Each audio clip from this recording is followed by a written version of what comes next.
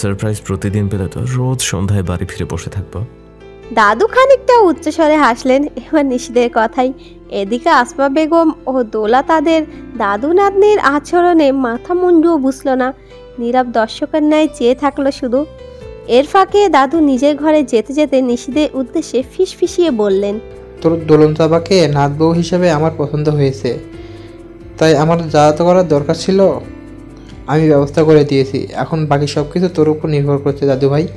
নিজের প্রেমটা নিজ দায়িত্বে কর। বেস্ট অফ লাক মাই বয়। দাদু চলে যাওয়ার পর ওনার পিছু পিছু নিশিদও কিছুক্ষণের জন্য নিজের রুমে চলে গেল। তা দেখে দোলা হাঁপ ছেড়ে বাঁচল যেন।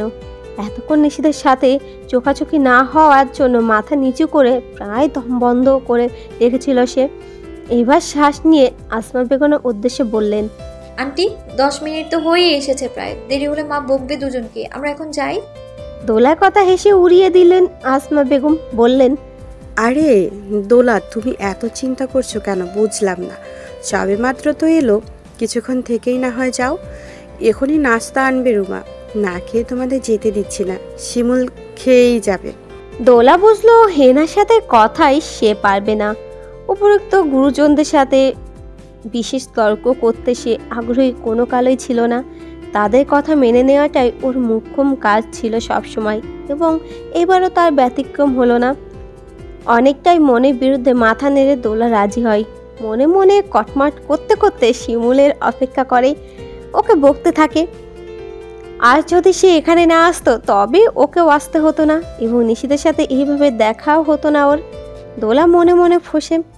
রুমা নাস্তা নিয়ে এসেছে। এরই মাঝে নিশিদও ও দাদু চলে আসেন নাস্তা খেতে। দাদুর সাথে দোলায় কিছুক্ষণ সৌজন্যমূলক কথাবার্তা হয়। খাওয়ার ফাঁকে ফাঁকে নিশিদ সেদিকে এক দৃষ্টিতে চেয়ে থাকে। সরাসরি না দেখলেও নিজের ওপর যে দৃষ্টি পোকার তীব্রতা দোলা ঠিকই অনুভব করতে পারে। নিজের অজান্তে ওর গাল দুটো লালচে আবার সেজে ওঠে। তা খেয়াল করলে নিশিদ মনে মনে হাসে। তবে কি তার দোলন চাপা একটু একটু করে ওর প্রেমের জালে ফাঁসছে বটে। খাওয়া শেষে দাদু উঠে গেলেন। দোলার কথা রুমা শিমুলকে ডাকতে চলে গেল ভেতরে। আসমা বেগম দোলার সাথে নিশিদের পরিচয় করিয়ে দিলেন। তবে দুজনে একজনও প্রকাশ করলো না তারা একে অপরকে আগে থেকে চেনে। আসমা বেগমও আর কিছু বললেন। এর মাঝে তার ফোন বেজে ওঠায় দ্রুত পায়ে নিজের কক্ষের দিকে ছুটলেন তিনি। নিশিত মনে মনে বেশ খুশি হলো এ সময় মায়ের ফোন আসার জন্য। ড্রয়িং রুমে এখন কেউ নেই, এইটাই তো সুযোগ, দোলার সাথে কথা বলার মোক্ষম সুযোগ। এর চেয়ে ভালো আর কি হতে পারে। নিশিত সোফা থেকে উঠে দাঁড়ায়, দোলার দিকে এগোতে চায়, কিন্তু দোলা হয়তো বুঝে গেল নিশিত কি করতে চায়, তাই তো আচমকা কিছু না বলে সোফা থেকে উঠে এক প্রকার ছুটে বেরোলো ড্রয়িং রুম থেকে। হঠাৎ ওর আচরণের ছেলেটা ক্ষণিকের জন্য ভরকায়। এতপর হস্ত পায়ে হেঁটে চলে দোলার পিছু। ড্রয়িং রুম থেকে বেরিয়ে নিশিত দেখলো দোলা গ্লাসে পানি ঢালছে। তা দেখে সে ধীরে সুস্থে ওর নিকট এগিয়ে যায়, সবেমাত্র নাম ধরে ডাকলো, দোলন চাপা। অমনি দোলার পানির গ্লাস মুখে নেয়, যেন নিশিদের কথা শোনেইনি এমন ভান করে খুব মনোযোগ দিয়ে পানি খেতে লাগে। ওর মনোযোগের মাত্রা এতটাই বেশি যে দেখে মনে হয় এই দুনিয়ায় এই মুহূর্তে দোলার জন্য পানি খাওয়ার চেয়ে গুরুত্বপূর্ণ আর কিছুই নেই। নিশিত মনে মনে প্রচুর বিরক্ত হয়। মেয়েটা যে ওকে ইচ্ছে করে আবারও ইগনোর করছে তা বেশ ভালো বুঝতে পারে। এবার একে ভালোভাবে শক্ত কথায় জব্দ করতে হবে, নয়তো বুঝবে না। নিশিত মনে মনে সিদ্ধান্ত নেয়।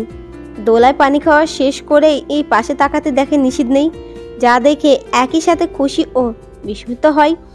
সে যে এত তাড়াতাড়ি চলে যাবে দোলা আশাও করেনি, তাই একটু অবাক হয়েছে বটে, কিন্তু কেউ দেখে ফেললে বাজে হতো। তাই দোলায় মনে মনে নিশিদের কাছে কৃতিত্ব প্রকাশ করে দম নেয়। ঘাড়ের উপর উষ্ণ নিঃশ্বাস পড়তে দোলা হুঁশ ফিরে আসে। চমকিত বেগে পেছন ঘুরবে তার আগেই ওর হাত দুটো কেউ পেছন থেকে নিজে মুঠোবন্দি করে নেয়। বিস্মিত উত্তেজনায় দোলা শ্বাসরোধ হয়ে আসে, তবুও নিজেকে কোনো মতে সামলে সে কথা বলার চেষ্টা করে, কেননা সে বুঝতে পেরেছে কাজটা কে করেছে। দোলার তপ্ত কণ্ঠে এ উদ্ধলিত হয়, হাত ছেড়ে দিন নিশিত ভাই। ছাড়বো না। নিশিদের দৃঢ় জবাব। দোলা আকুতি করে, এক্ষুনি কেউ এসে যাবে, আপনার বাসা এটা, আমাদের এইভাবে দেখলে বিষয়টা ভালো দেখাবে না, প্লিজ বোঝার চেষ্টা করুন আপনি। আমার বাসা দেখেই তো ছাড়ছি না, কেউ যদি দেখিয়ে ফেলে তবে ম্যানেজ করার দায়িত্ব আমার। তুমি শুধু এটা বলো আমায় এখনো কেন ইগনোর করছো? সেদিন দুপুরের ডোজটা কি কম হয়ে গিয়েছিল নাকি আরো লাগবে? বেশ নিচু অথচ তীক্ষ্ণ আজে বলা নিশিদের শব্দগুলো দোলার শ্রবণ ইন্দ্র ভেদ করে তীব্রভাবে। কিছুক্ষণের কথাগুলো ঘুরিয়ে ফিরে কানে বাজে অনবরত, তবুও সেই আগের ন্যায় বলে, আপনি আমার সাথে কেন এমন করছেন? এমনটা করতে পারেন না আপনি নিশিত ভাই। এখনো সময় আছে, এসব বাদ দিন।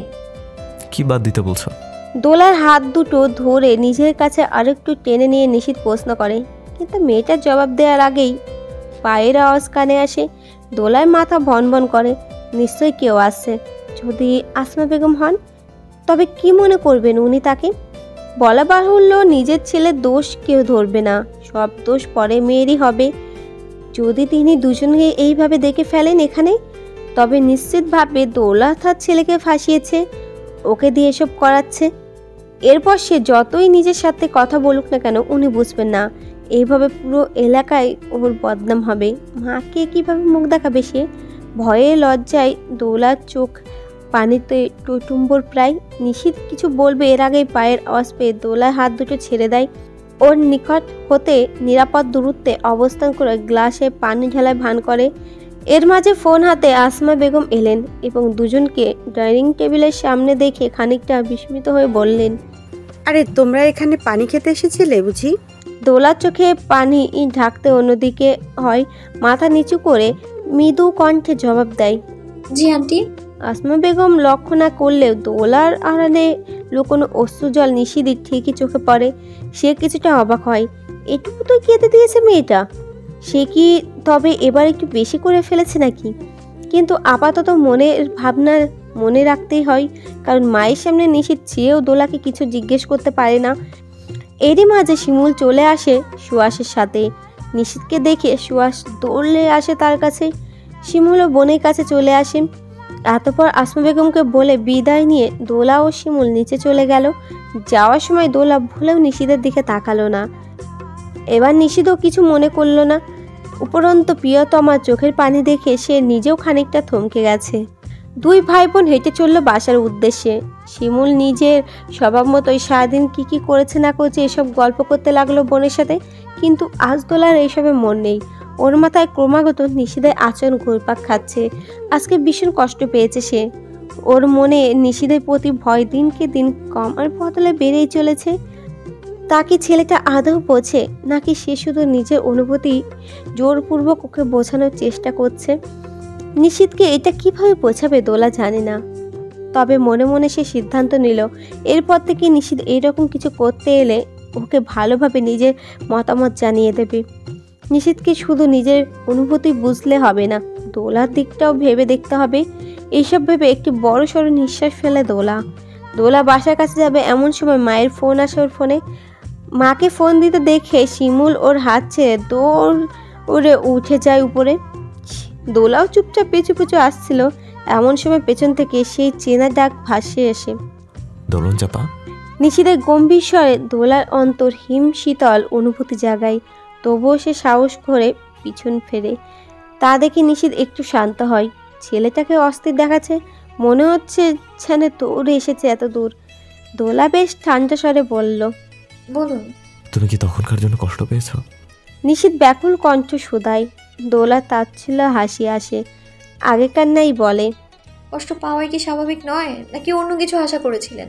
নিশিত কিছুটা থমকে যায় দোলার এমন ভাবলেশীন জবাবে, তবুও বলে, আমি আর কি করব বলো? তুমি আমায় যেভাবে অদেখা করেছিলে, আমার আর কি করার ছিল? বলবো। দোলা হঠাৎ উত্তর দেওয়ায় নিশিত ভরকে যায়, প্রশ্ন করতে যায়, কি বলবে? পরশুদিন দুপুরে আমার ভার্সিটির বাইরে অপেক্ষা করবেন, যা বলার ওই দিনই বলবো। নিশিদের হৃদস্পন্দন বেড়ে যায়। অজানা খুশির মুহূর্তে আসার প্রত্যাশা বাড়ে মনে, মুখ ফুটে বের হয়, সত্যি? দোলা রোবটের ন্যায় মাথা নাড়ায়। এতপর আর কোনো কিছু না বলে চুপচাপ যায় বাড়ির ভেতরে। রাতের অন্ধকারে লাইটের নিচে ও চলমান ছায়ার দিকে এক দৃষ্টিতে চেয়ে থাকে নিশিত। সে দেখার কোনো শেষ নেই। আজ সকাল থেকে বেশ ব্যস্ত সময় কাটছে দোলার। নিশিতের সাথে দেখা করে সব কিছু ক্লিয়ার করে বলে ভার্সিটির পরে টিউশনির মেয়েটাকেও আজ সকালে পড়িয়েছে। ফলস্বরূপ সকাল থেকে টিউশন, ভার্সিটির ক্লাস এসব করার পর দোলা এখন ক্লান্ত। আকাশেও আজকে কাঠ ফাটা রোদ। ওর মেরুন রঙের জামাটাও ভিজে জবজবে হয়ে গেছে ঘামে। অন্যার উল্টো পিঠে কপালে ঘাম মুছে ঘড়ি দেখে নিল দোলা। 5 মিনিট পর ক্লাস শেষ হবে, তারপর নিশিতের সাথে দেখা। সে কি ঠিকঠাক নিজের অবস্থা বোঝাতে পারবে ওকে?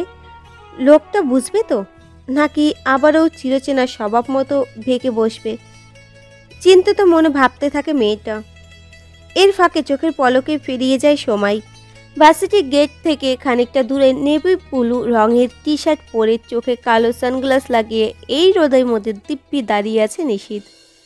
থেকে থেকে একটু পরপর রোমালে এর নাকের ডগার ওপর লেগে থাকা মুখটা দানার মতো ঘাম মুছে চলেছে। রোদের তাপে ওর ফর্সাটে চেহারা স্পষ্ট লালচে ভাব দৃশ্যমান হয়েছে। বলা বাহুল্য, নিশিত ছোটকাল থেকেই গরম সহ্য করতে পারে না। সারা জীবন এসির বাতাসে বড় হওয়া, এসি গাড়িতে টই টই করে ঘুরে বেড়ানোর ছেলেটা গরম সহ্য করতে পারে না, এটাই স্বাভাবিক। কিন্তু তবুও আজ সে মুখ বুজে গরম সহ্য করে দাঁড়িয়ে আছে। দোলা কি বলবে এই নিয়ে কাল থেকে অনেক চিন্তাভাবনা করেছে, যার দরুন এক্সাইটমেন্টের চোটে ছাতাটাও আনতে মনে নেই ওর। অথচ তার আশায় সেগুলো বালি দিতে প্রস্তুত রমণীটা বেশ স্থির কদমে তার দিকে এগিয়ে আসে। ভার্সিটি থেকে বেরিয়ে বন্ধুদের বিদায় দিয়ে এদিক সেদিক ফিরতে কিছু দূরে দাঁড়িয়ে থাকা লম্বাটে নিশিতকে খুঁজে পেতে দেরি হলো না দোলার। দেখা মাত্রই পা দুটো নিচ থেকে নড়বড়ে অনুভূতি হলো মেয়েটার। কিন্তু কেন এমন হচ্ছে দোলার জানা নেই। সে তো সাহস করে নিশিতকে ডেকেছে এবং কি বলবে সবটা এতক্ষণে মনে মনে ভেবেও রেখেছে। তবে কেন এত সংকোচ, আর কিসেরই বা দ্বিধা? দোলা জবাব খুঁজে পায় না। এদিকে নিশিত দোলার এমন আচরণে খানিকটা বিরক্ত হলো। একে তো ওর জন্য এভাবে রোদের মধ্যে দাঁড়িয়ে আছে কখন থেকে, আবার এখন সেই মেয়ে কিনা ওকে দেখেও চুপচাপ দাঁড়িয়ে আছে এক জায়গায়, এগিয়ে ওর কাছে আসছে না পর্যন্ত। কি আশ্চর্য! দোলার ভাবনায় সেট পড়ে যখন নিশিত ওর নাম ধরে ডাকে। চোখ তুলে তাকাতেই হাতের ইশারায় ওকে নিজের কাছে ডাকলো ছেলেটা। তা দেখে এক দীর্ঘশ্বাস ফেলে সে যথাসম্ভব দ্রুত পায়ে এগিয়ে যায় ওর কাছে। দোলাকে আসতে দেখে স্বস্তির নিঃশ্বাস ফেলে ছেলেটা। ওর কাছে আসতেই বলে, চলো আগে কোথাও গিয়ে এসির মধ্যে বসে, গরমে সিদ্ধ হয়ে যাচ্ছে রোদের মধ্যে। নাক মুখ কুকচে ফেলে নিশিত। ওর কথায় মনোযোগী দৃষ্টিতে ওকে পর্যবেক্ষণ করে দোলা। চোখ মুখে ঘামে চিকচিক করছে, মুখমণ্ডল জুড়ে লালভা বর্ণ স্পষ্ট বলে দিচ্ছে ওর করুণ দশা। নিশিতের এইরূপ অবস্থা দেখে আনমনেই দোলার মায়া হলো খানিকটা। ব্যাগ থেকে টিস্যু বের করে দিয়ে বলল, ছাতা আনলেই তো পারতেন, রোদের মধ্যে এভাবে দাঁড়িয়ে থাকার কোনো প্রয়োজন ছিল না। যদিও নিশিতের কাছে রুমাল ছিল, কিন্তু দোলা নিচ থেকে টিস্যু বের করে দেবে এটা সে আশা করেনি। এই যে মেঘ না চাইতেই জল এর মতো ওর কাছে। তাই তো বা হাতে রুমালটা খুব যত্নে আড়াল করে পেছন পকেটে পুরে ফেললো দোলার আগোচরে। হাত বাড়িয়ে টিস্যুটা নিয়ে মুখমণ্ডল মুছে আলতো করে হাসলো। স্লান হেসে বলল, তুমি প্রথমবার ডাকলে, তাও হঠাৎ করে এভাবে। কি করব না করব মাথাতেই আসেনি, শুধু ছুটে চলে এসেছি তোমার কথা রাখতে। ওর কথায় দোলা বিষাদময় শ্বাস ছাড়ল। ভাবলো ধীরে সুস্থে ওকে সব বোঝাবে, তাই স্বাভাবিক কণ্ঠে বলল, এখান থেকে মিনিট 5 দূরে একটা ক্যাফে আছে, আপনার যেহেতু এখানে অস্বস্তি লাগছে ওখানে বসে কথা বলি কেমন? দোলাকে এত অস্বাভাবিকভাবে এসব বলতে শুনে নিশিতের মনোমন্ত্রণায় মাথা নাড়ায়। দু চোখে স্বপ্ন নিয়ে ওর পিছু পিছু হেঁটে চলল ক্যাফের উদ্দেশ্যে। এসির নিচে বসে আইস ল্যাভেটি চুমুক দিয়ে শরীর হিম করে তৃপ্তির সহিত দোলাকে আপাতমস্তক বিশ্লেষণ করেছে নিশিত। ওর সামনে বসা মেয়েটা না কোনো কিছু খাচ্ছে না কোনো কথা বলছে। এইভাবে থাকলে হবে? কিসের এত ভয় ওর, আর কেনই বা এত নার্ভাসনেস ওর? নিশিত বুঝতে পারছে না। তবুও দোলাকে আশ্বাস দিয়ে সে নরম কণ্ঠে বলল, এত নার্ভাস কেন তুমি? কি এমন বলবে যার জন্য ডেকেছো? রিল্যাক্স হয়ে বলো। দোলা আনমনেই ঠোঁট কামড়ায়, দু হাতে ওড়না মোড়ামুড়ি করে, এরই মাঝে বিড়বিড়ে আওড়ায়, আমার থেকে দূরে সরুন নিশিত ভাই। নিশিত কেবল কফিতে চুমুক বসিয়েছিল। দোলার কথা কোনো কিছু হতে বিষম খায়। সে যেন হজম করতে পারছে না ব্যাপারটা, এমনভাবে তাকিয়ে রয়। এদিকে নিশিত বিষম খায়। দোলা চমকে যায়। ওকে কাছতে দেখে নিজের জায়গা থেকে উঠবে কি উঠবে না ভাবনার মাঝে ছেলেটা নিজেকে সামলে নেয়। ধাতস্থ হওয়ার পর নিশিদের এতক্ষণকার ফুরফুরে চেহারার আধা সমান মেঘ দেখা যায়। মুখখানা অন্তত গম্ভীর করে বজ্রকণ্ঠে প্রশ্ন করে। এটা বলার জন্য আমায় ডেকেছিলে? ওর গম্ভীর মুখশ্রী ও থমথমে গলায় দোলা ভয় পায়। সে আন্দাজ করেছিল নিষেধ যদি ওকে পছন্দ করে তবে ওর কথা শুনে পর হয়তো এইরকম কোনো রিয়াকশন দেবে, এবং তার ধারণা সঠিক প্রমাণিত হতে দেখে নিজের মনে সে বড়সড় এক ঢোক গেলে। এতপর মুখ নিচু করে উপর নিচে মাথা নাড়ায়। রাগে নিশিদের চোখ মুখ দপদপ করে। সে অনুভব করে এতক্ষণ এসি নিচে শীতল হওয়া শরীরটা রাগে উত্তাপতে আবারও গরম হতে শুরু করেছে। তবুও দোলা সাহস দেখে মনে মনে সে অবাক না হয়ে পারে না। এই মেয়ে দেখি তার অনুমানের চেয়েও বেশি স্ট্রং ফরওয়ার্ড। কিভাবে ওকে ডেকে এনে ওর থেকে দূরে থাকার কথা বলে দিল। তাও নিশিদের মনে কথা বলার আগেই ও দোলন চাপা তো দেখি বেশ স্মার্ট। নিশিত মনে মনে ভাবে। খানিক বাদে আনমনে কিছু একটা হিসেব কষে নিশিদের উষ্ঠদয় বেঁকে যায়। তাকে আড়ালে শুষ্ক হাসি রেখা লক্ষ্য করা যায়, কিন্তু মাথা নত করে রাখা সেই হাসির দোলার দৃষ্টিগোচর হয় না। খানিক বাদে নিজের রাগকে নিয়ন্ত্রণ করে, পুরুষালী কঠিন সত্তাকে দমন করে। অন্তত নরম সুরে নিশিদের কণ্ঠ সেই চেনা নাম উচ্চারণ হতে শোনা যায়। দোলন চাপা। দোলা বিস্ময়ের সহিত মাথা তুলে যায়। এই মুহূর্তে একটু আগের কথা শুনেও নিশিত যে ওকে এইভাবে এত মায়াভরা কণ্ঠে থাকবে তা সে গুরুক্ষণে কল্পনা করেনি। সে ভেবেছিল নিশিত হয়তো রাগ দেখাবে, কিন্তু এখন তো তেমন কিছুই ঘটল না। তবে এই ছেলের মনে চলছেটা কি? দোলা ভেবে পেল না। ওর ভাবনার মাঝে নিশিত আরেকবার ডেকে ওঠায়। নিজেকে সামলে দোলা স্পষ্টভাবে জবাব দেয়। বলুন। নিশিত কিছু বলার আগে একটু থামে, যেন কি বলবে তা প্রস্তুতি নিচ্ছে। সেইভাবে খানিক বাদে পুনরায় বলতে আরম্ভ করে। তুমি কেন আমাকে দূরে থাকতে বলছো? এই প্রশ্নে দোলা আশা না করায় উদ্ভ্রান্তের ন্যায় শুধায়। মানে? নিশিত বক্ষ আসে, ঠোঁট বাঁকিয়ে বলে। আমি কবে তোমার কাছে গিয়েছি যে দূরে থাকতে বলছো? এমন কিছু কি কখনো হয়েছে আমাদের মধ্যে? এবার দোলা আশ্চর্য সপ্তম আকাশে পৌঁছে যায়। বলছে কি এই লোকটা? কবে কাছে এসেছে মানে? সেদিন রাতের কথা কি ভুলে গেছে নাকি? দোলা ইতস্তত করে বলে। না মানে বলছিলাম যে।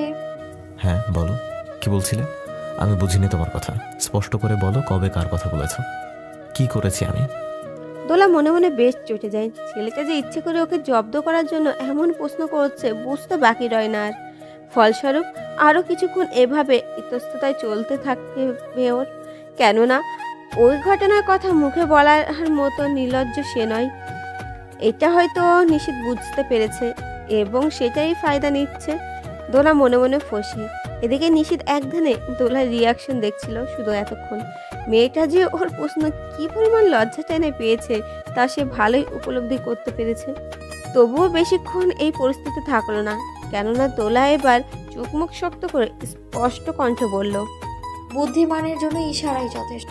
তাই আমি জানি আপনি ঠিকই বুঝেছেন আমি কিসের কথা বলছি এবং কেন বলছি, কিন্তু আপনি যেরকম ভাবছেন আমি ওরকম মেয়ে নই।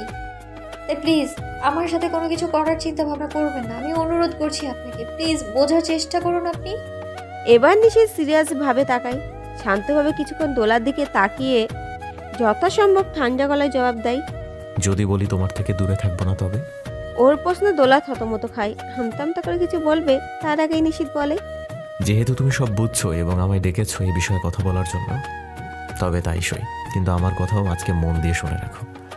আমি তোমার পিছু ছাড়ছি না দোলন চাপা, এত সহজে তো কখনোই নয়। এতে যদি তোমার আপত্তি থাকে তবুও আমার কিছু করার নাই। আমি তোমার সব কথা মানতে রাজি, শুধু এটা রাজি না। নিশিতের কণ্ঠ দৃঢ় করতে হয়। ওর মনের কথা বলা অনুভূতিগুলো পরিপূর্ণ শব্দ ছাড়াই ওর প্রতিটি বাক্য স্পষ্ট বুঝিয়ে দিল দোলাকে। যে বাক্যগুলো কিছুটা হলেও করাঘাত করলো দোলার অন্তরে। মেয়েটা ফোঁস করে একটা শ্বাস ছাড়ল। সে যা ভেবেছিল তাই হচ্ছে। নিশিত এত সহজে দমে যাওয়ার পাত্র নয়, এবং এই কথাটা স্পষ্টভাবে আজকে বুঝিয়েও দিল ওকে। এখন সে কি করবে? দোলা তবু বুঝতারের ন্যায় বলতে চাই। আপনি শুধু নিজের অনুভূতিগুলো বুঝছেন নিশিত ভাই, কিন্তু আমার কথা কি একবারও ভেবে দেখেছেন আপনি? নিশিত ভ্রুকুক চাই তীর্যক কণ্ঠে প্রশ্ন করে। তুমি অন্য কাউকে পছন্দ করো? দোলা বিরক্ত হয়। ছেলেদের মনে কি শুধু এটাই চলে? দাঁতে দাঁত চেপে সে জবাব দেয়। না, আমি কাউকেই পছন্দ করি না, কিন্তু তার মানে এই নয় যে আমি এখনো এইসবের জন্য প্রস্তুত। আর এভাবে তো একদমই নয়। আমি ওকে মাঝপথে থামিয়ে দিয়ে নিশিত বলে বসে। তবে কি তুমি বুড়ি বয়সে প্রেম করবে? কাম অন দোলন চাপা, এখনই তো সময় ভালোবাসার। কিন্তু এটাকে ভালোবাসা বলে না নিশিত ভাই। দোলায় কাট কাট কণ্ঠে জবাব দেয়। নিশিত থেমে যায়। জিজ্ঞাসা দৃষ্টিতে চেয়ে থাকার মাঝে দোলা হঠাৎ প্রশ্ন করে বসে।